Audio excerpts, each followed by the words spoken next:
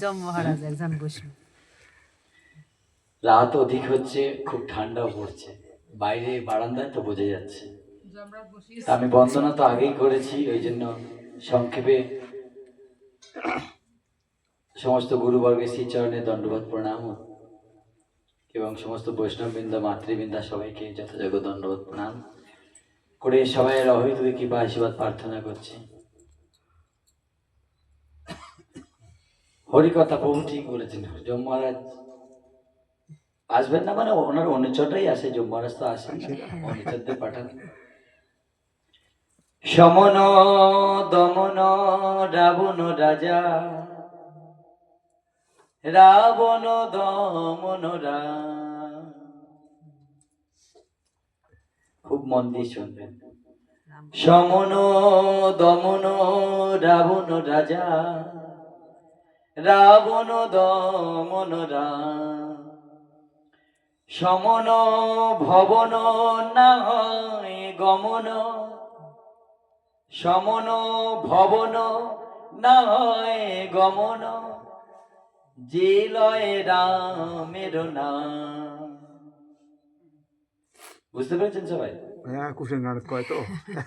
সমন দমন রাবণ রাজা। সমন মানে যম মহারাজ, এই সমনকে যিনি দমন করে দিয়েছিলেন মানে বশীভূত করেছিলেন কে? রাবণ। সমস্ত দেবতাকে তিনি জয় করেছিলেন। তেমন রাবণকে আবার সমন দমন রাবণ রাজা, আবার রাবণ দমন রাম, সেই রামকেই আবার রাবণ দমন করেছে।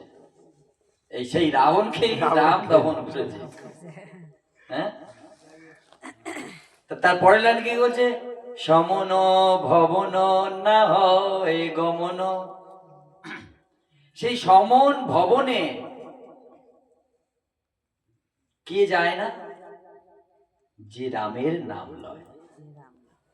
হ্যাঁ, তাহলে কৃষ্ণ কথা শুনলে, হরি কথা শুনলে আর ওখানে পৌঁছানো যাবে, দরকার নেই ওখানে। আমরা যাবো তো গোলক বৃন্দাবন, আমরা যাব নবদ্বীপ ধাম। হ্যাঁ, নিত্য নিত্য যে বৃন্দাবন না, সেখানে দুটো প্রকোষ্ঠ আছে, একটা হচ্ছে নবদ্বীপ ধাম আছে আর একটা বৃন্দাবন ধাম আছে।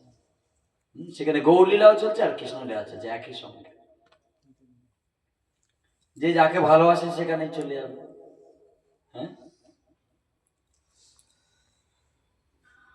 আমার বিমল প্রভুর গৃহে যে ভগবত গীতাটা আছে না, প্রভু তো অধ্যয়ন করে, দেখে বোঝা যাচ্ছে।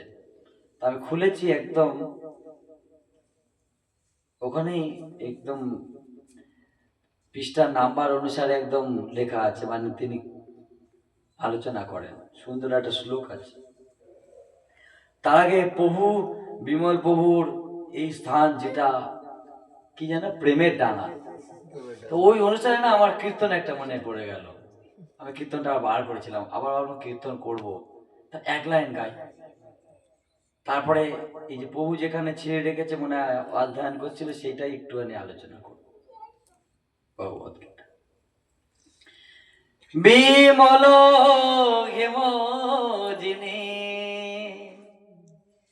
তনুয়নুপম রে, তাহে শোভে নানা ফুল দাম। আমাদের নিত্যানন্দ প্রভুর গুণমহিমা কীর্তন করতে গিয়ে এই কীর্তনটা আছে। আমি ব্যাখ্যা করবো না, এটা অন্য প্রসঙ্গ। আমার খুব মনে মনে ইচ্ছা হচ্ছিল এটা করবো, তা প্রভু সুন্দরভাবে বর্ণন করলেন। বিশেষ করে অন্তিম লগ্নে যে আমরা ডাকছি বটে, কিন্তু আমাদের কার্য সিদ্ধির জন্য। হ্যাঁ, অনেক ভাগ্যের ফলে বৈষ্ণব আসিয়া গেলে, তাই না? অল্প ভাগ্যে না হয় গো। সেটাই শাস্ত্রে বলছেন, যখন বৈষ্ণবগণ এসে উপস্থিত হয়েছেন আমার দ্বারে, তাহলে নিশ্চয়ই অনেক ভাগ্যবান, ভাগ্যবতী আমি। তা এখানে শাস্ত্র কি বলছে? শাস্ত্র বলছে, দেখুন, গীতার বিজ্ঞান যোগ 19 নম্বর শ্লোকে বলছে, বহুনাম জন্ম নামন্তে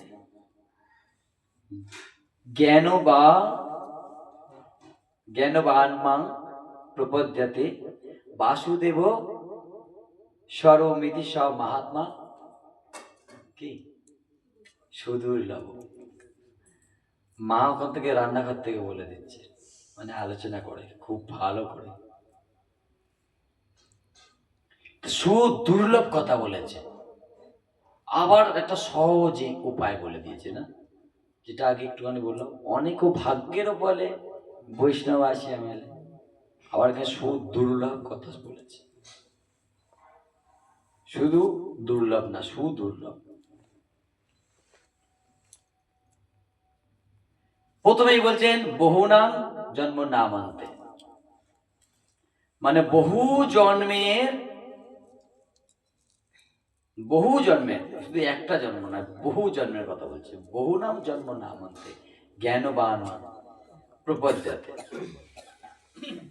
জ্ঞানবান বলতে এখানে তত্ত্বজ্ঞানী।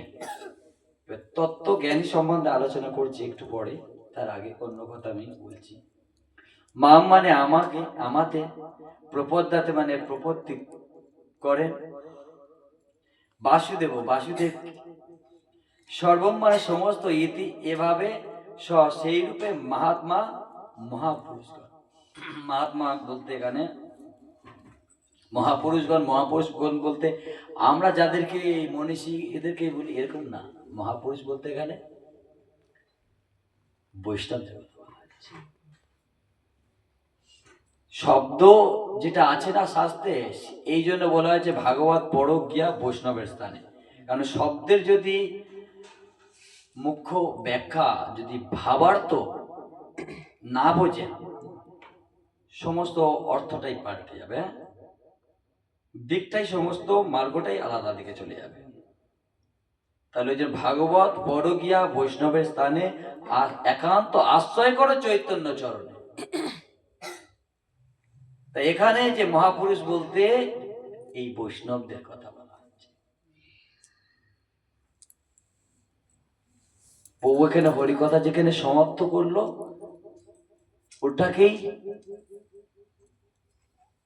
ওটাকেই চিন্তাধারা। প্রভু যে কল্প একটা উপমা দিল না, যে যম মহারাজকে ডাকছে, ভগবানকে ডাকছে ওর দুঃখটাকে নিবারণ করার জন্য, কি বল, প্রেম ভক্তি লাভের জন্য না। হ্যাঁ, আচ্ছা, একটা দুঃখ নিবারণ হতে হতে আরেকটা দুঃখ আসে কিনা? তাহলে জানতে হবে একটা দুঃখের পরে আরেকটা আছে, একটা পরে একটা আছে, একটা পরে একটা আছে।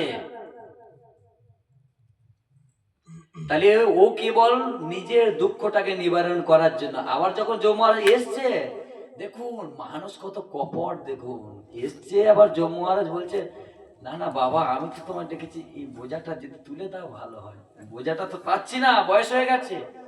তাহলে দেখুন,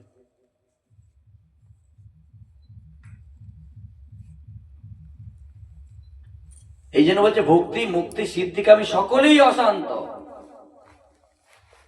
ওই যে তার ভোগ বাসনা, বয়স হয়ে গেছে, তার যে এখন সংসার বাসনা আছে, সংসারের জন্য সে চিন্তা করছে সংসারটাকে কি করে উন্নতি করা যায়।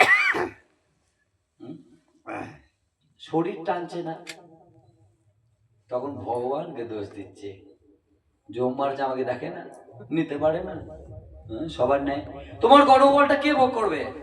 তোমাকেই ভোগ করতে হবে। তাহলে বৈষ্ণব দেখুন এখানে সুদুর্লভ বলছেন। একটা ছোট্ট পুরাণের কাহিনী আমার মনে পড়লো। আমার পূজ্যপাদ তীর্থন্ডী স্বামী ভক্তি কিঙ্কর শ্রীধর গোস্বামী মহারাজ, আমি যার কাছে বৃন্দাবনে অধ্যয়ন করার সৌভাগ্য লাভ করছে, আমার শিক্ষাগুরু, তিনি একটা পুরাণের কাহিনী বলতেন। শিব ঠাকুর একসময় পার্বতী দেবীকে নিয়ে তীর্থ ভ্রমণে বেরিয়েছে। তার তীর্থ ভ্রমণে বেরোতে গিয়ে এক স্থানে জঙ্গল একটুখানি আসে, অল্প। তা সেই জঙ্গলের মধ্যে যখন প্রবেশ করলো, একটা উঁচু টিলা, মানে একটুখানি, যাকে কি বলে বাংলা ভাষায় আর অন্য ভাষায় কি বলে, ঢিপি ঢিপি, হ্যাঁ। তো সেটাকে দর্শন করে ওখানে তিনি প্রণাম করলেন। আচ্ছা, আপনাদের কোনো গুরুজন যদি কিছু করে, কোনো গুরুজন কিছু করে, আমরা সেটা অনুকরণ করি না বা অনুসরণ করি না, দুটোই করায়। অনুকরণ করায়, দেখুন ছোট্ট ছোট্ট বাচ্চারা, আপনি এ করছেন, মজা করছেন, ও মজা করছে, হ্যাঁ, ও অনুকরণ করছে আপনার মতো, আপনি মুখে মুখ করছেন, ও মুখ দেখাচ্ছে, হ্যাঁ। কারণ কিন্তু জানে না বা জানার চেষ্টা করেনি, তাই না? মোবাইলটা বন্ধ করুন। আপনার প্রণাম করতে যাচ্ছেন, প্রণাম করছে, স্বামী মহারাজ ফোন করছে। সুইচটা টিপে দিন, তাহলে ইয়ে হয়ে যাবে, সাউন্ড অফ হয়ে যাবে। শুনুন, মন দিয়ে শুনুন। সাইডে বোতাম বোতাম। মা জানে না, ওইটা সবটা সবাই জানে না, দাদা জানি। মানে ভয় লাগছে এখন, কাটি না কাটি, ওটার জন্য সাইলেন্ট করতে লাগবে, হ্যাঁ, ঠিক আছে, ঠিক কথা, আমি বুঝতে পেরেছি আমি, যে এখন এমন একটা ব্যক্তি তিনি করেছেন না, ওটা না রিসিভ করা যাচ্ছে, আর সব বুঝতে পারছি, ঠিক আছে। তা এখন ওখানে তিনি প্রণাম করলেন, তখন মাতাও প্রণাম করলেন।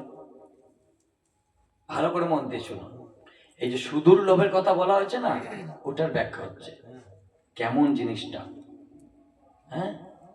তা ওখানে তিনি প্রণাম করলেন, মাও প্রণাম করলেন, আবার হরিনাম করতে করতে যাচ্ছে শিব ঠাকুর, হ্যাঁ, করতে করতে মাও পেছনে যাচ্ছেন।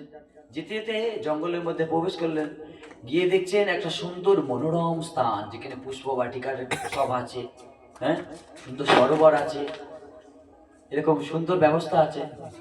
লাইনটা খুলে গেল নাকি বহু, দেখুন তো কারেন্টে, হতে পারে বাচ্চারা ছুটে গেছে তো লাইনটা সরে যেতে, দেখে নেন একটু, কিছু না কিছু হচ্ছে না, একটা করে অন্যান্য প্রসঙ্গ চলে আসছে মাঝখানে, আর হচ্ছে না ঠিক ওই কথাটা, কিন্তু তাও মন দিয়ে শুনুন। আচ্ছা, ওটা ব্যবস্থা নিচ্ছে ওনারা। ওই মনোরম স্থানে গিয়ে শিব ঠাকুর কি করলেন, ষষ্ঠাঙ্গে দণ্ডবাদ পড়ে প্রণাম করে আর গড়াগড়ি খাচ্ছে। তা মাও চিন্তা করছেন এখানে কেন তাহলে প্রণাম করছে, আমি প্রণাম করি। আবার তিনি উঠে গেলেন, উঠে যাওয়ার পরে আবার কিছু দূর এগিয়ে গেলেন, আবার একটু উঁচু টিলা দেখতে পেলেন, সেখানে তিনি উদ্দণ্ড নৃত্য করছেন দুহাত তুলে, প্রেমাবেশে একদম গদগদ, অষ্টসাত্ত্বিক বিকার। এখন মা এই যখন একের পর একটা করে পরিস্থিতি আসছে, মাও অনুসরণ করছেন প্রভুর। তো ওখানে গিয়ে উনিও প্রণাম করলেন। আবার যখন কিছুক্ষণ কীর্তন করার পরে তিনি যখন সেই স্বস্বরূপে চলে আসলেন, তখন তিনি জিজ্ঞাসা করলেন যে প্রভু, একটা শঙ্কা মনের মধ্যে আছে, যে আপনি প্রথম স্থানে প্রণাম করলেন, আমিও করলাম, দ্বিতীয় স্থানে আপনি গড়াগড়ি খেলেন, প্রণাম করলেন, আমিও করলাম, আর তৃতীয় স্থানে একদম প্রেমাবেশী ব্যাপারটাকে, এই স্থানের কি মহিমা? এই তিনটে জায়গায়, আর তিনটে জায়গায় তিন রকম ভাব। তখন প্রভু কি বলছে জানেন, এই যেখানে প্রথম স্থানে আমি প্রণাম করেছি না, এই স্থানে একটা ভক্ত এসে সাধন করেছিলেন। যেন আজকের ভগবত ভক্তের ঘরে আমরা এসেছি না সবাই, হ্যাঁ, এটা সাধন পিরিয়ড চলছে, তাই না? বিমল বগুড় হয়তো প্রথম জীবনে তিনি সাত্বিক আহার করেনি, বা হরিনাম করেননি, বা সদ্গুরু চরণ আশ্রয় করেনি জন্ম থেকে, কি না, তাই না? কিছুদিন পরে তাহলে এই গিয়ে চলছে সাধন, এটা চলছে, পূর্বজন্মের স্বীকৃতি ছিল, সেই স্বীকৃতির ফলে সাধন চলছে। তো ওরকম একটা সাধক তিনি তপস্যা করেছিলেন, এখানে সাধন করেছিলেন, কিন্তু তিনি ভগবত চরণ লাভ করতে পারেননি, কিন্তু করেছেন। যেহেতু ভক্ত করেছে, ভক্তের গৃহটাই হচ্ছে পবিত্র, হ্যাঁ, তো ওই স্থানটাও পবিত্র হয়ে গেছে। তো ওই স্থানে তিনি প্রণাম করলেন। ঠিক আছে মা, মেনে নিলেন, ঠিক আছে। দ্বিতীয় স্থানে আপনি একদম গড়াগড়ি খাচ্ছেন, এখানে কি ব্যাপার? বলে এই স্থানে একটা ভক্ত এসে ভগবানকে লাভ করেছিলেন, কারণ ভগবান এখানে চরণ ধারণ করেছে। হ্যাঁ, ভগবান এসেছিলেন এই স্থানটা, এই জন্য দেখছেন না কি সুন্দর মনোরম এই স্থানটা, হ্যাঁ, যেখানে ভগবান এসেছে। আপন নিয়ম দেখুন, সব রকম পুষ্প এখানে পুষ্পটিত আছে, পাখির গুঞ্জন, এখানকার পরিবেশটা কত সুন্দর মনোরম, এই সরোবর সুন্দর, এই জায়গাটা। ভগবান যেহেতু এসছে ভগবান, ওই জন্য যোগমায়া দেবী এই স্থানটাকে সুন্দর করে সাজিয়ে রেখেছে। আবার তৃতীয় স্থানে যখন প্রণাম করলেন তখন বলছে তাহলে এই জায়গাটা আমি যে অষ্টসাত্ত্বিক বিকার আপনার এরকম বলছে 10,000 বছর পরে, ভালো করে মন দিয়ে শুনুন, 10,000 বছর পরে ভগবানের একজন ঐকান্তিক ভক্ত আসবেন, তিনি তপস্যা করবেন, তিনি ভক্তি যাজন করবেন, তিনি ভগবানকে লাভ করবেন এবং তিনি জগৎকে উদ্ধার করবেন। যেমন আমার প্রভুপাদ এসছে, ভারত ভূমিতে মনুষ্য জন্ম হইয়াছে যার, জনম সার্থক করি কর পর উপকার। শিব ঠাকুর টিকার লোক ছিলেন, তিনি ওই স্থানটা দর্শন করতে পারছেন যে 10,000 বছর পরে একজন কৃষ্ণ ভক্ত আসবেন, তিনি জগৎকে উদ্ধার করার জন্য, জগৎ জীবের জন্য, জগৎ জীবের জন্য। আমাদের কীর্তনের মধ্যে আছে না, প্রতিদিন আমরা কীর্তন করি, হইয়াছেন হইবেন প্রভুর যত দাস। ভালো করে মন দিয়ে শুনুন, প্রতিদিন কিন্তু এই কীর্তনটা আমরা করি। এর ব্যাখ্যাটা কি দেখুন, হইয়াছেন হইবেন, হইবেন মানে কোন কাল? হয় নাই হইবে, হইয়াছেন, হইয়াছেন, হইয়াছেন কোন কাল? হয়েছেন যারা হয়েছে, বর্তমান বা অতীত কাল দুটোই ধরা যাবে। হইয়াছেন বর্তমান হয়েছে, বর্তমান হয়েছে, বা অতীতেও হয়েছেন, হয়েছেন, হ্যাঁ, আর হইবেন হইবেন ভবিষ্যৎ কাল। আমাদের গুরুবর্গ কাকে বন্দনা করছে ভালো করে ভেবে দেখুন। আমরা তো সমালোচনা করি, এই ভক্ত খারাপ, ও খারাপ, সে খারাপ, ও খারাপ, ওর এই দোষ, তার ওই দোষ, হ্যাঁ, বুঝতে পারছেন? সাধন ভজনটা কোথায় করব? এই যে জ্ঞানবান, জ্ঞানবান এই তত্ত্বজ্ঞানী, তত্ত্বজ্ঞানী তাকে বলা হয়েছে যিনি এই সবাইকে সম্মান করেন। সকলে সম্মান করিতে সকতি দেহ না তো যথাযথ।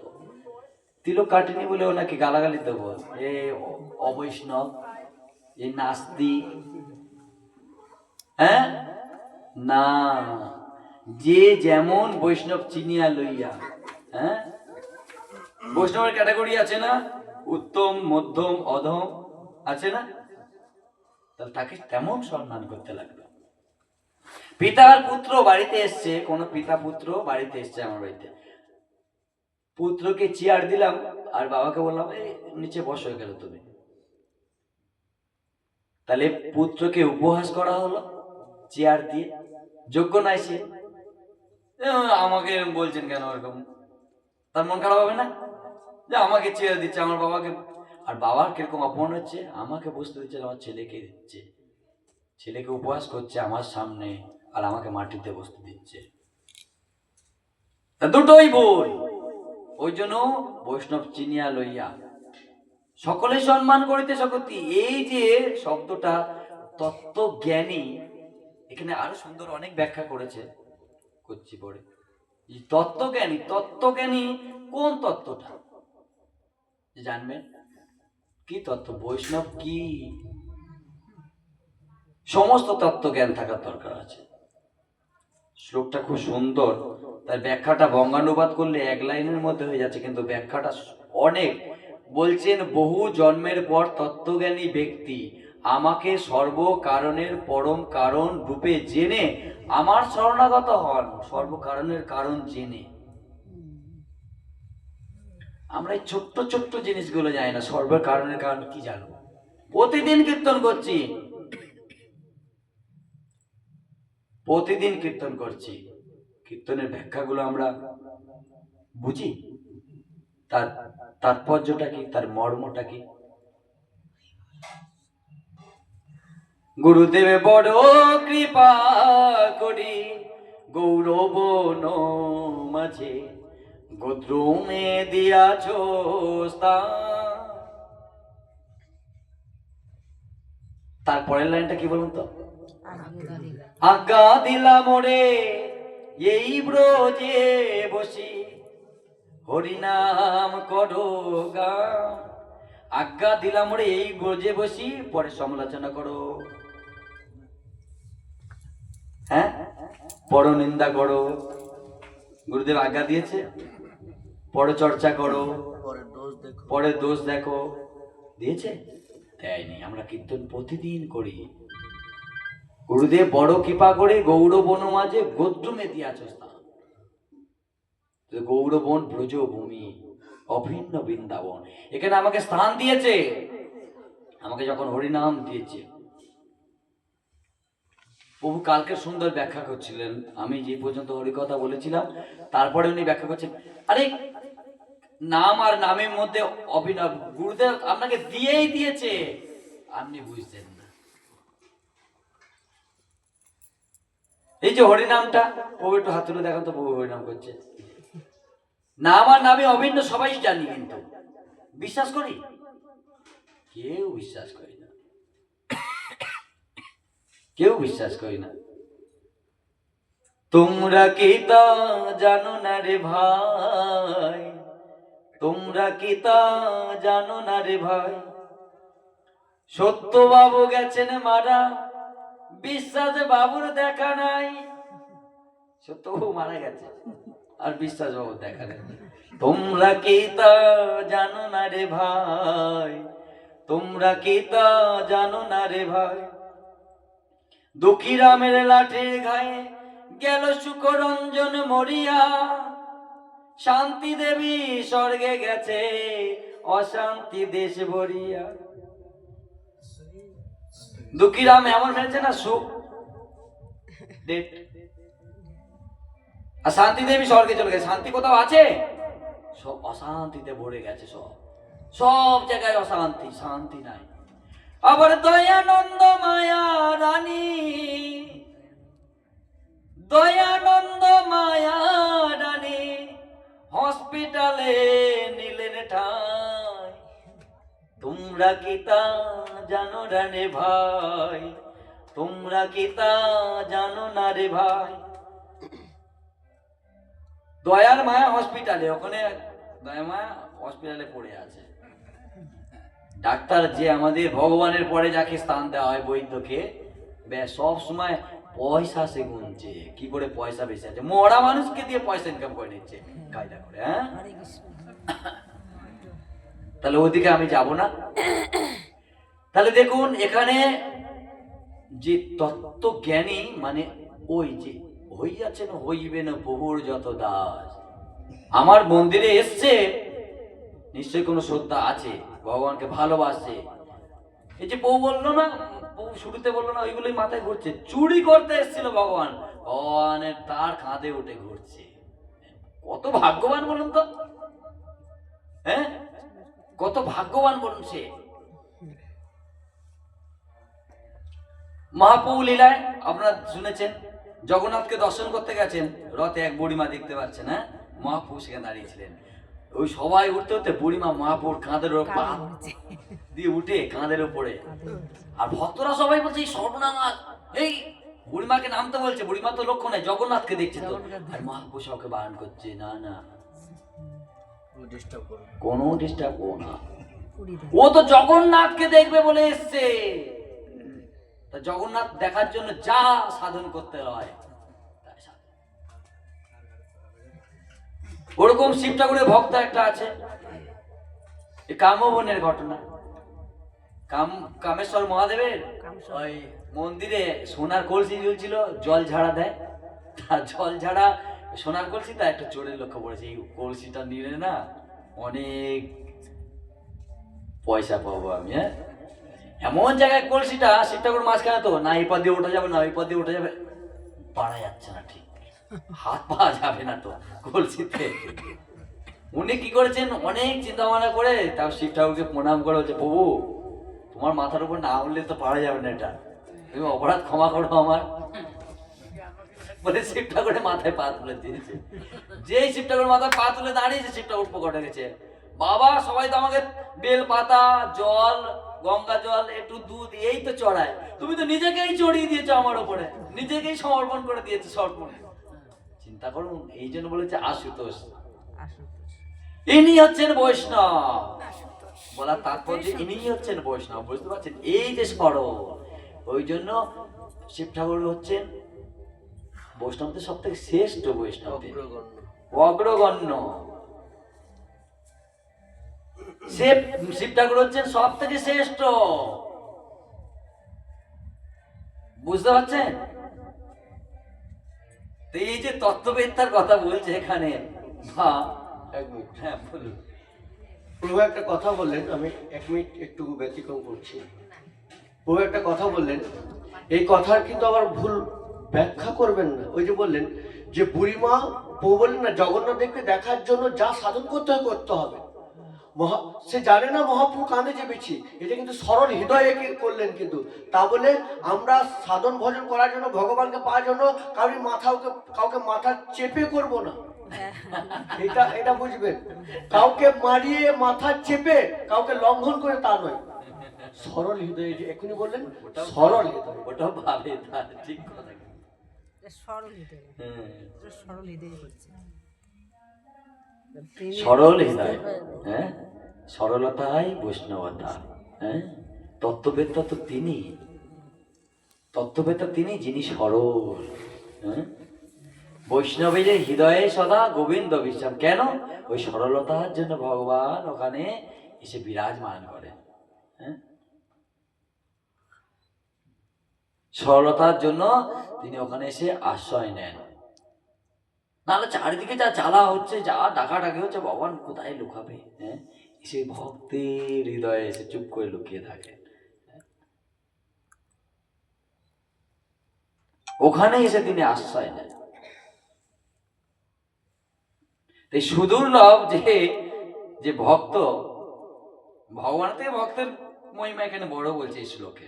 হ্যাঁ, ভগবানের থেকে ভক্তের মহিমা এখানে বড়। ভগবানকে পাওয়া যায়, ভক্তকে হট করে পাওয়া যায় না।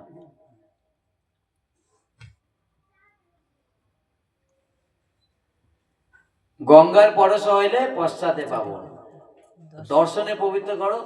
এই তোমার আপনি দূর থেকে দেখেছেন বৈষ্ণবকে, দেখুন। আর কত কোন দিক থেকে বলবো, দূর থেকে দর্শন করেছেন, সেটাও আপনার কি পাওয়া যাবে। আপনি সেই বৈষ্ণবের কোনো সম্ভাষণ করেননি, কোনো আদর করেননি, কোনো যত্ন করেননি, কিছুই করেননি, দূর থেকে শুধু দর্শন করেছেন। গঙ্গা সর্বত্র, এখানে পতিত পাবনী গঙ্গা, তার নামই, তিনি পতিতকে উদ্ধার করেন। হ্যাঁ, সমস্ত পাপ তিনি গ্রহণ করেন। আচ্ছা, এই গঙ্গার পাপটা কে নেয়? গঙ্গা তো সবার পাপটা নেয়। এই ব্যাখ্যাটা কে করছেন জানেন? মহাপ্রভু। মহাপ্রভু যখন ওই নোংরা স্তূপের উপরে গিয়ে বসেছিলেন না বাল্য অবস্থায়, আর সচি মাতাকে ডেকে বলছি, দেখ দেখ দেখ সচি, তোর নিমাই এই সবে স্নান করে দিয়েছিস, কত সুন্দর পোশাক বস্ত্র পরিধান করে দিয়েছিস তুই, আর দেখ সেই নোংরার উপরে গিয়ে কালি মারছে। ওই যে হাড়ির কালিগুলো, যে মালসা জাল দিত, সব সাধ্য টাধ্য হতো, যেগুলো ফেলতো যেখানে, ওর উপরে উঠে হ্যাঁ, ছুতো হাড়ি, ব্যাস ওর উপরে তিনি বসে বসে আর আনন্দ করছে। মা ধরতে আছে না, ব্রাহ্মণ তো, ব্রাহ্মণের কন্যা, ব্রাহ্মণের স্ত্রী, ওই নাম নাম তুই, ওতে নাম, লাঠি দিয়ে ভয় দেখাচ্ছে। অনন্ত কোটি ব্রহ্মাণ্ডের মালিক, তাকে আবার লাঠি দেখাচ্ছে, কিরকম প্রেম তার, মানে চিন্তা করো। এই ভক্ত হচ্ছে দুর্লভ, এই তত্ত্ববেত্তা, যে ভগবানকে ভগবান বলে মানছে না, কি বাৎসল্য প্রেমে। হ্যাঁ, ভগবানকে বশীভূত এমন করে দিয়েছে, এই বাৎসল্য প্রেমে ভগবান ভয় পাচ্ছে। মহাপ্রভু ধীরে ধীরে ধীরে ধীরে ভয় ভয় করে করে নেমে আসলো, মার কাছে যাচ্ছে, একদম ধরবি না আমাকে, যা স্নান করে আয়, গঙ্গা স্নান করে আয়, চোখ বার করে লাঠি থেকে, না হলে খুব মারবো। হ্যাঁ, তো বলছি গঙ্গা স্নান করতে কেন যাবো? বলছে তুই অপবিত্র হয়ে গেছিস, এই নোংরা স্থানে গেছিস, পাপ হয়ে গেছে তোর, তুই যা গঙ্গা স্নান করলে পাপ থেকে। তুমি চাচ্ছে মা আমার পাপ গুলো সব নিয়ে নেবে, সবার পাপ তাহলে এই গঙ্গা নেয়। বলে হ্যাঁ, যত পাপের পাপ গঙ্গা নেয়। তাহলে মা গঙ্গার এত পাপ হয়ে যাচ্ছে, ওই গঙ্গা পাপ গুলো নিয়ে কি করে? মা আর বলতে পারছে না। তো মা বলছে গঙ্গা পাপ কে যায় না, জানো? এই বৈষ্ণবগণ যখন গঙ্গা থেকে স্নান করে, তখন মায়েরও প্রশ্ন এসে গেছে, বাবা তুমি চালাক খুব না, তুমি বললে যে আমার পাপের পাপ গঙ্গা নিচ্ছে, ফের গঙ্গার পাপ বৈষ্ণব নিচ্ছে, তাহলে বৈষ্ণবের মধ্যে তো সব পাপ চলে আসবে, তাহলে বৈষ্ণবের পাপ তখন কি হবে? বলে ওই যে মা, যারা পাপ করে গঙ্গাতে গিয়ে পাপটা দিয়ে এসেছিল, ওরা যেই বৈষ্ণব নিন্দা করে আবার তার মধ্যে প্রবেশ করে। হ্যাঁ, আবার তার মধ্যে প্রবেশ করে পুনঃমূষিক ভাব। বুঝতে পারছেন? রাত অধিক হয়ে গেছে, আর অন্য কথায় চলে যাচ্ছি আমি। একটা ছোট্ট উপমা দিয়ে আমরা হরিকথা বিশ্রাম দেব। আমার পূজ্যপাদ শ্রীধর গোস্বামী মহারাজ বলতেন, উনি বারবার যে প্রসঙ্গ আজকে হচ্ছে, বৈষ্ণব গৃহে আমরা এসেছি, বৈষ্ণব মহিমায় আলোচনা হচ্ছে, প্রসঙ্গ কমে চলে আসছে। আমরা যে এই যে প্রভু কালকে বলছিলেন যে হরিনাম নাম আর নামই অভিন্ন, হ্যাঁ, আমিও সেটা বললাম যে আমরা বিশ্বাস নাই আমাদের। গুরুদেব বড় কৃপা করে গৌর বনমাঝে গোদ্রুমে দিয়াছ স্থান, আজ্ঞা দিলাম ওরে এই ব্রজে বসি হরিনাম কর। হরিনাম করতে পারছি না, করছি না। কেন করছি না? একটা উপমা দ্বারা। এক বৈষ্ণব ভিক্ষা করতে করতে, আমরা যেটা নবদ্বীপ থেকে এসেছি, 2-1 মিনিটের মধ্যেই শেষ করব। তো ভিক্ষা করতে করতে এক গৃহেতে গিয়ে দেখছে একটা ছোট্ট বালক, সেই বাড়ির ছেলে, সে একটা পাথরের টুকরো নিয়ে খেলা করছে। এখন যখন বৈষ্ণব ঠাকুর গিয়েছেন, আমরা যেমন রাধে রাধে হরে কৃষ্ণ বলি, তো রাধে রাধে হরে কৃষ্ণ, বাচ্চাটা বলছে রাধে রাধে হরে কৃষ্ণ, আর পাথরটা হাতে তার খেলা করছে পাথরটা নিয়ে। তখন ওই পাথরটা দেখে বৈষ্ণব ঠাকুর চিনতে পারলেন এই পাথরটা হচ্ছে পরশমণি। কিন্তু এই বাচ্চাটার হাতে আর এইভাবে খেলা করছে। একটা ছোট্ট বাচ্চা যখন আপনার বাড়িতে খেলা করে, কোন জিনিসগুলো নিয়ে খেলা করে? যা আপনাদের কাছে তুচ্ছ, তাই না? যেটার বিন্দু মাত্র মূল্য নাই। আর যদি মূল্য থাকে, সাথে সাথে বলবেন বাচ্চাদের, হ্যাঁ ওটা ভেঙে যাবে, ওটা নষ্ট হয়ে যাবে, ওটা নিও না, সাবধান করে আবার সংগ্রহ করে রাখি, তাই না? কিন্তু যখন ওটাকে উপেক্ষা করি, মানে ওটা খুবই তুচ্ছ। যখন আমরা গার্জেন যখন উপেক্ষা করছি, মানে খুবই তুচ্ছ জিনিস। তো এই বাচ্চাটা সেইভাবে খেলা করছিল। এখন তার পিতা মাতাকে ডাকলো, বলছি এই পাথরটা কোথায় পেয়েছো বাবা? বলে এটা তো আমাদের বাড়িতে অনেক দিন ধরে আছে, আমিও ছোটবেলাতে দিয়েছি, এই পাথরটা আছে আমাদের বাড়িতে, আমরাও খেলা করেছি, জানি না কবে কোথা থেকে এসছে, কিছুই জানি না, পড়ে থাকে ঘরে। কোনো জিনিস, কিছু জিনিস চাপা দিতে গেলে ওই পাথরটা চাপা দিই, একটা কিছু উড়ে যাবে, হালকা জিনিস পাথরটা চাপা দিয়ে দিলাম। কোনো খাবার জিনিস চাপা দিয়ে একটা ভারী জিনিস দিই, কেন? ইঁদুর বিড়াল এরা এসে যাতে নষ্ট না করে, আমরা সবাই গৃহে করি। তো পাথরটা সেই কাজে ব্যবহার করতো। তখন ওই বৈষ্ণব ঠাকুর ওই ব্যক্তিকে বললো, এই পাথরটা মূল্যটা তুমি জানো? বলছে না। আচ্ছা, এই পাথরটার মূল্য তুমি জেনে আসবে বাজার থেকে, তুমি যে কোনো দোকানে গিয়ে জানবে যে পাথরটার মূল্যটা কি, এই পাথরের বিনিময়ে কি পাওয়া যেতে পারে। খুব মন দিয়ে শুনো, একদম ধ্যান দিয়ে শুনো। তা পাথরটা কিন্তু বিক্রি করবে না, এর মূল্যটা জেনে আসবে। তা যখন নিয়ে গেলেন আলুর দোকানে, না বাজারে, আলুওয়ালা দেখে বলছে পাথরটা দেখতে তো ভালো, আমি 5 কিলো আলু দিতে পারি পাথরটার বদলে। সুন্দর একটা চকচকে, একদম খুব মানে দর্শনীয় মতো 5 কিলো আলু দিতে পারি। তা উনি বলে আচ্ছা ঠিক আছে, আমার গুরুদেব তো এর দামটা জানতে চেয়েছে, কত দাম হতে পারে।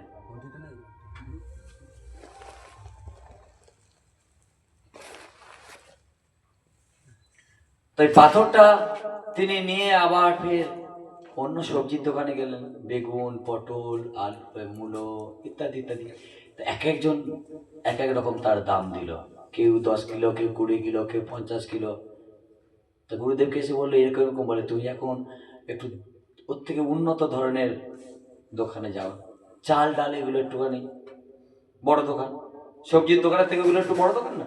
তো যখন গেল, চালের 1 বস্তা চাল দেবে, ডালের 1 বস্তা ডাল দেবে, এরকম জানতে পারলো। ওর থেকে একটু ভালো কাঁসা পিতল এইসব দোকানে গেল। বলছে আমি তোমাকে 10টা বাসন দিতে পারি, কাঁসার থালা 10 কিলো বাসন দিতে পারি। তা এই করতে করতে ও দেখছি এই পাথরটার মূল্য এক একজনের কাছে দাম বাড়তে থাকছে। আলু 10 কিলো আর 10 কিলো কাঁসা একই হবে? নিশ্চয় হবে না। এই করতে করতে আরো বিভিন্ন ধাতুর দোকানে তাকে পাঠানো হলো। তা এই যখন বারবার বারবার গুরুদেব পাঠাচ্ছেন, ওই বৈষ্ণব ঠাকুর পাঠাচ্ছেন, সে মূল্য জেনে এসে বলছে, বলে তুমি তো সব জানলে, এখন তুমি যাও সোনার দোকানে। সোনার দোকানে যেতেই না পাথর থেকে বুঝতে পেরে গেছে। তো একটা কথা আছে না, জহরি জহর চেনে, তাই না? ব্যাস সোনার দোকানে যেতেই দেখছি তো সাধারণ একটা ব্যক্তি এসছে এই পাথরটা নিয়ে। তো ওকে বললো, আমি তোমাকে 10 ভরি সোনা দিতে পারি। 1 ভরি কত মা এখন? 1 ভরি নাকি 1 লাখ কত? 1,20,000। 10 ভরি আর বুঝতে পারছো? হ্যাঁ 30,000 না 35,000। হ্যাঁ 10 ভরি সোনা। যে 10 কিলোর ভাবটা প্রথম জেনেছিল আলু, তার কাছে যদি এখন 10 ভরি সোনা হয়, দৌড়ে চলে এসছে বৈষ্ণবটাকে। সর্বনাশ, যার প্রথম জিজ্ঞেস করেছিলাম 10 কিলো আলু, আর এখন তার 10 ভরি সোনা। বলছে তুমি বিক্রি করনি তো? বলছে না, বৈষ্ণব ঠাকুর এই যে আছে। বলছে এখন তুমি এটা নিয়ে সোজা জমিদার বাড়িতে চলে যাও। যখন জমিদার বাড়িতে গিয়েছে, জমিদার পাথরটা দেখে মন্ত্রী মহলকে ডাকলেন, এই পাথরটা এনেছে, এর কি মূল্য হতে পারে, কি দিতে পারে, বিক্রি করতে চাইছে। সব মন্ত্রী মহল দেখে তো চিনতে পারছে যে পরশমণি। রাজামশাইকে ইশারা করে বলছেন জমিদার যে একে বলুন একটা গ্রাম দিয়ে দেবে, একটা গ্রাম।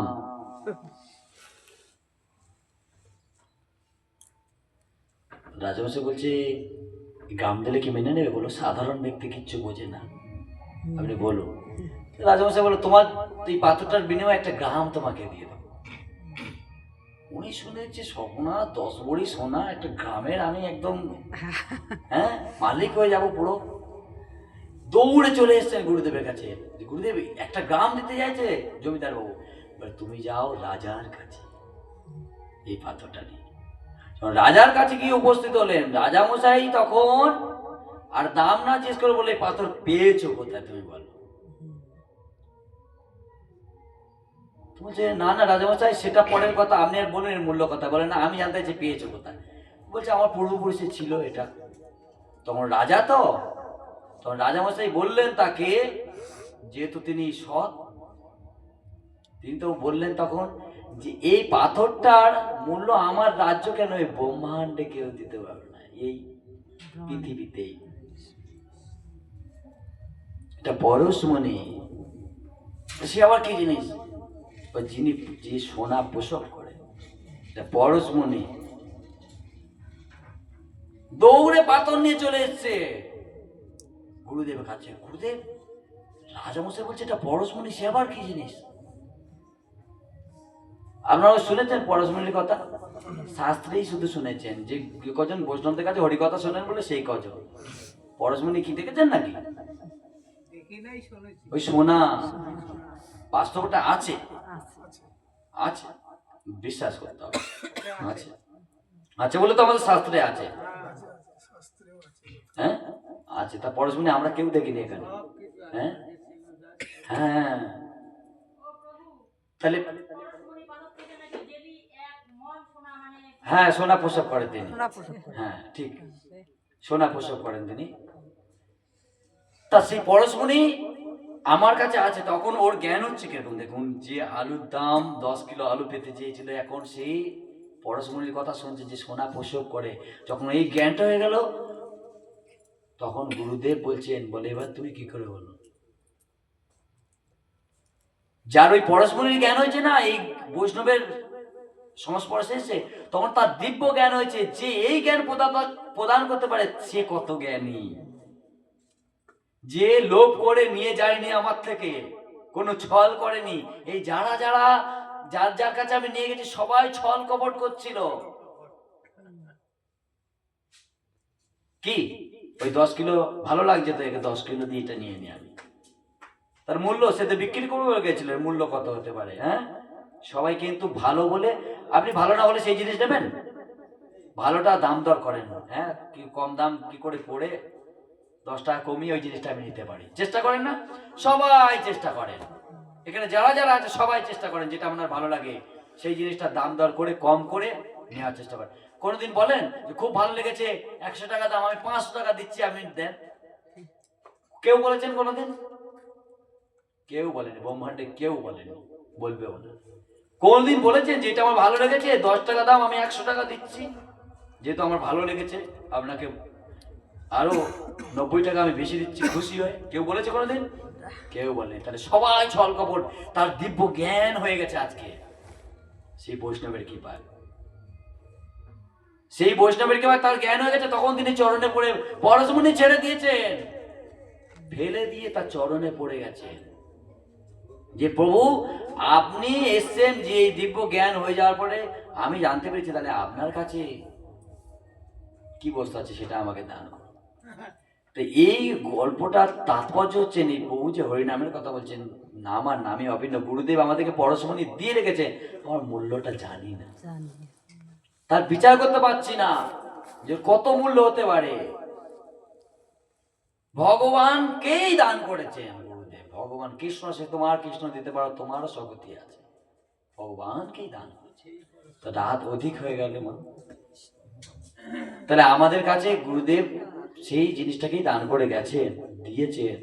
আপনারা যারা ভাগ্যবান ভাগ্যবতী, যারা সদ্গুরু চরণ আশ্রয় করেছেন, যারা করেননি এখানে এসছেন হরিকথা শুনছেন, আপনারাও চেষ্টা করবেন, প্রয়াস করবেন সদ্গুরু চরণ আশ্রয় করে কি হরিনাম নিয়ে, হ্যাঁ, এই জীবনটা ধন্যাতি ধন্য করতে হবে। আমরা বিশেষ একটা সেবার জন্য ওই পথে যখন আমরা পথিক হয়েছি, বিশেষ একটা সেবার জন্য গুরুবর্গ আমাদেরকে পাঠিয়েছে এখানে। এই সেবাটাও এর মধ্যেই আসছে। আমরা হরিনাম নিয়ে করবো কি? হ্যাঁ, হরিনাম করবো এই জন্য যাতে আমাদের সেবাতে রুচি হয়।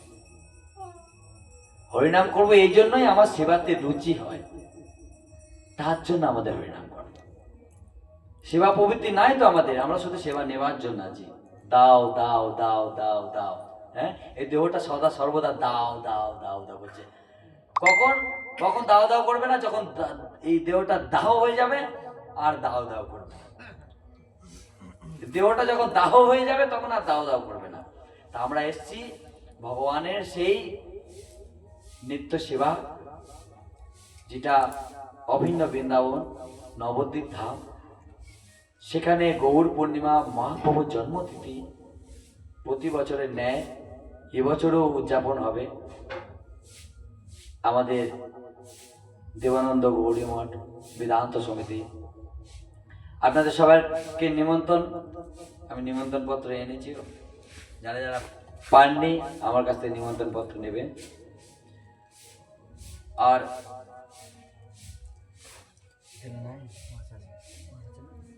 নিমন্ত্রণ পত্র নেবেন আর সবাই আসবেন। 7 দিন অনুষ্ঠানটা হয়, 5 দিন পরিক্রমা হয়। যারা করেছেন এখানে অনেক ভক্তরা করেছেন, আমার জন্মের আগে থেকে এইসব মায়েরা সব নবদ্বীপ ধাম পরিক্রমা করছে বউরা। যারা জানেন তারা তো ভালো করেই জানেন, ওখানে একটা বৃহৎ সেবা হয়, বৈষ্ণব সেবা, সাধুগুরু বৈষ্ণবের সেবা।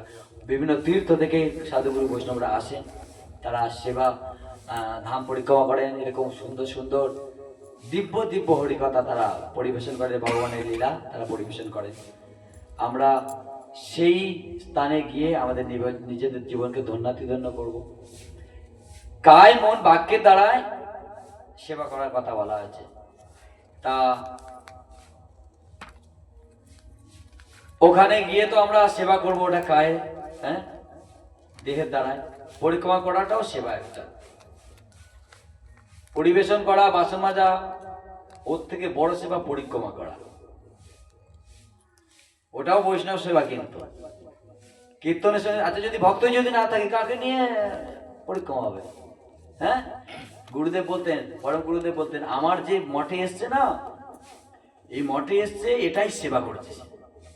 এক সময় এত অভাব ছিল মঠে, জগৎগুরু নিত্যলাভ বৈষ্ণব বিষ্ণুবাদ অষ্টতর শতশ্রী সে সময় ভক্তি বেদান্ত বামন গোস্বামী মহারাজ বলছেন কি গুরু মহারাজ এত কম পয়সা দিচ্ছে, পরিক্রমাটা চালানো যাবে না। বহুত দিন আগের কথা বলছি, মানে এত কম পয়সা দিচ্ছে, তখন একটা ডিমান্ড করা হতো না যে এত টাকা লাগবে। এলো 10 দিন 1 টাকা দিচ্ছে, খরচা হচ্ছে তার পেছনে হয়তো 2 টাকা, তখনকার দিনে।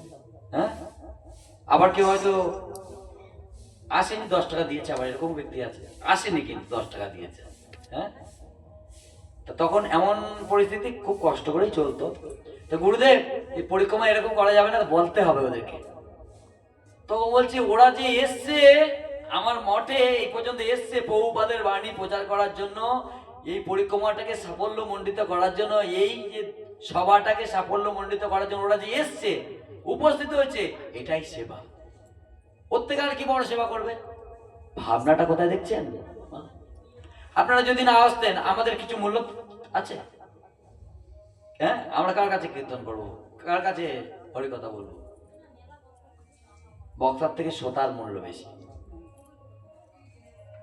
তা আপনারা যাবেন, গিয়ে উপস্থিত হবেন, ওটা একটা সেবা। হ্যাঁ, আর ওখানে যে বৈষ্ণব সেবা, তার জন্য আপনারা কিছু আনুকূল্য দেবেন, এটা আপনাদের কাছে ভিক্ষা প্রার্থনা করি আমরা। গুরুবর্গ আমাদের পাঠিয়েছেন, অনেক সাধু সন্ন্যাসীরা আছে আপনাদেরই আত্মকল্যাণ করার জন্য, তারা আমাদেরকে পাঠিয়েছেন। তারা জানে যে জীবের যে দুঃখ কি করে নিবৃত্তি হতে পারে। হ্যাঁ, সেই জন্য মহাপ্রভু বলছেন, প্রভু কয়ে বৈষ্ণব সেবা নাম সংকীর্তন 2 করো শীঘ্র পাবে শ্রীকৃষ্ণের চরণ।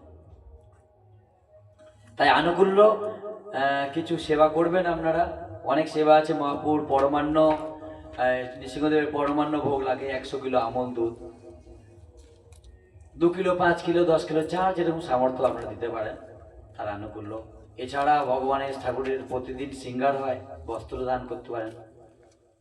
32 মিটার কাপড় লাগে, তা এনে আমরা সেই ড্রেস সেলাই করে নিজেরা পরিধান করাই ঠাকুরকে। অনেক দামিও পড়ানো হয়, কম দামিও পড়ানো হয়। আবার কেউ একটা শাড়ি দিলে ভক্তি সহকারে 200 টাকার, সেটাও পড়ানো হয়। হ্যাঁ, তা আমরা চাই ঠাকুর যখন বিশ্ব ব্রহ্মাণ্ডের মালিক, তাকে উত্তম জিনিস দেওয়ার প্রয়াস করেছি। আমরা তো দিতে পারি না, তবু আর জিনিসটা থাকেই দেওয়া। তা এরকম বস্ত্র তৈরি করা হয়, 1-1.5 লাখ টাকা পড়ে পুরো সব ঠাকুরের, যেগুলো খুব দামি বস্ত্রগুলো। পূর্ণিমার দিনকে পড়ানো হয়, বিশেষ বিশেষ দিনকে 1 দিন 2 দিন, সব দিন হয় না। তাছাড়া 40-50 হাজার, আরও কম দাম, সব থেকে কম দাম 20 থেকে 22 হাজার টাকা পড়ে সব ঠাকুরের ড্রেস। কেউ যদি 1 মিটার 1 মিটার করে কাপড়ের দাম দেন, তাহলে সেটা সবাই মিলে একটা সেবা। এখানে অনেক পৌরা বা যে আমাদের গুরুবনরা যারা আছেন, অনেকে সেবা করেছেন। যারা করেননি, আমাদের এখানে রসিদ আছে, রসিদে নাম লিখিয়ে আপনারা সেটা সেবা করতে পারেন। কেউ যদি করতে পারেন, তা হাত তুলে বলতে পারেন যে আমি 2 মিটার কাপড় দেব ঠাকুরের, 400-500 টাকা দামে মিটারে কাপড়। কেউ যদি চান অন্নদান করব, তাহলে হাত তুলে বলতে পারেন যে আমি পরমান্নের জন্য 5 কিলো কি 2 কিলো দুধ দেব, আমুল দুধ, বলে আপনারা দিতে পারেন। আমাদের এখানে রসিদ আছে, কেউ যদি করেন। বেশিরভাগ তো আমাদের ভক্তরা করেছে, যারা আছেন প্রভুরা বা মায়েরা করেছেন, দিয়েছেন অনেকে অনেক। যারা করেননি তারা সেবা করবেন। অনেক রাত অধিক হয়ে গেল, এখানে আমি হরিকথা বিশ্রাম দিচ্ছি। বাঞ্ছা কল্পতরুশ্চ কৃপা সিন্ধু ভয়বচ পতিতানাং পাবনেভ্যো বৈষ্ণবেভ্যো নমো নমঃ। কেউ যদি থাকেন, তা হাত তুলে বলতে পারেন যে আমি দেব আমুল দুধ। 100 কিলো, 100 থেকে 120 কিলো দুধ লাগে। যারা গিয়েছেন, হ্যাঁ দিতে পারেন। নৃসিংহদেবের জন্য না, কে দেবেন, কে কোন মা বলছেন, হাত তুলুন। আর প্রভু আপনাদের এখানেই কি প্রসাদ পাওয়ার ব্যবস্থা হবে? হ্যাঁ, ওইদিকে হচ্ছে। আচ্ছা আচ্ছা, না তাহলে এখানে তাড়াতাড়ি তুলতে হবে এটা। ও একটু কীর্তন ধরে এটা তুলতে দেরিয়ে দিবেন। হরে কৃষ্ণ হরে কৃষ্ণ